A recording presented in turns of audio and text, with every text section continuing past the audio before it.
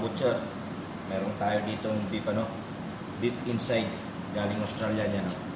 Australian Midfield Meat, yan ang kumpanya nila. Kaya shoutout dyan sa mga butcher ng Australian.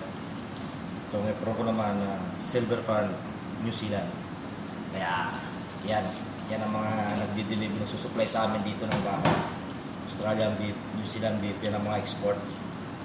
Sa tupa naman, ganun din, yung New Zealand Silver Farm, yan ang pinaka-maraming quality na maraming karne na nagsusupply dito sa bansang Middle East, dito sa Dulo hypermarket namin. Bali, ititrim ko lang siya mga kabutcher kasi kukuha ko ng pang-low-fat cubes. Dito kasi kami sa topside kumukuha ng pang-low-fat cubes. Yan. Punasan muna natin yung dugo niya. Yan.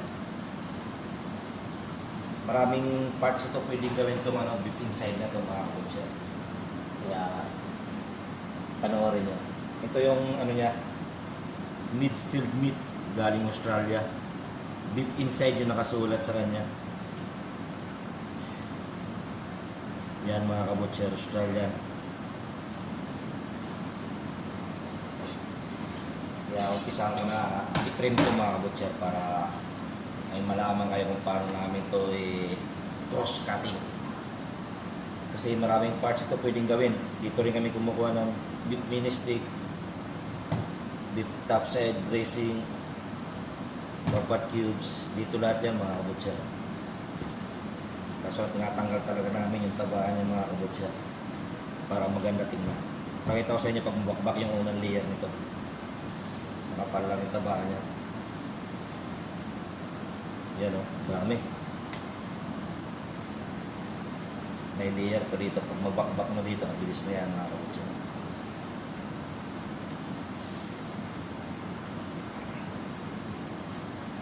Ito na.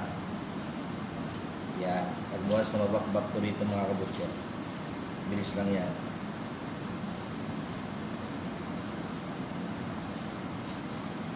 Yan ang layer niya.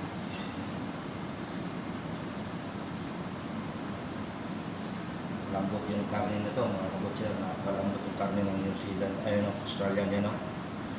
Yan ang layer niya. Kailangan bakbakin para itong karne na to solido siya. Papakita ko sa inyo isang slice niya.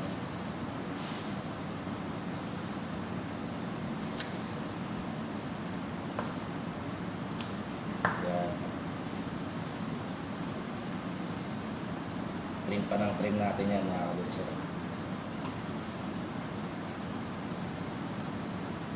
Bali itong parts na to, buo na siya mga kabutcher. Wala nang layer yan. I-slice ang kita ng yan. Bali solido na yung karne nito mga kabutcher. Yan ganda ng marbleize niya. Kaya quality talaga mga kabutcher. Yan yan ang mga puti-puti na yan. Yan ang mga marbleize mga kabutcher. Yan ang isa sa nagpapalambot sa karne. Kaya pag once na ginawa yung roast yan o kaya kung anong gusto nyo sa luto, grill nyo, okay lang yan mga kabutcher yan. Bali hiwa pa ako. Yan yan grabing quality mga kabutcher. Yan mga puti-puti na yan. Yan. Wapa ko ulit ng isa. May nag-order sa amin ng ganitong customer mga kabutcher kasi gini-grill parang ayaw ko ini-smoke ata nila kaya grill. Yan ganyan mga kabutcher. Grabing ganda. Ganda ng karne ng Australia. Yan yan, solido na yan. Maraming pwedeng gawin yan mga kabutcher yan. Nasa nyo lang sa butcher shop nyo kung paano magpa cross cutting yung iba-ibang parts. Bali dito sa amin, ito lang muna. Yan, di-display namin siya ng ganyang buhay. Titrim ko pa yan, tanggalin ko yung mga taba-taba sa gilid na. Pero ito hindi na yan. Kita nyo? Kaya yan. Hanggang dito lang sa mga kabutcher. Sana may matutunan kayo sa cutting namin. God bless.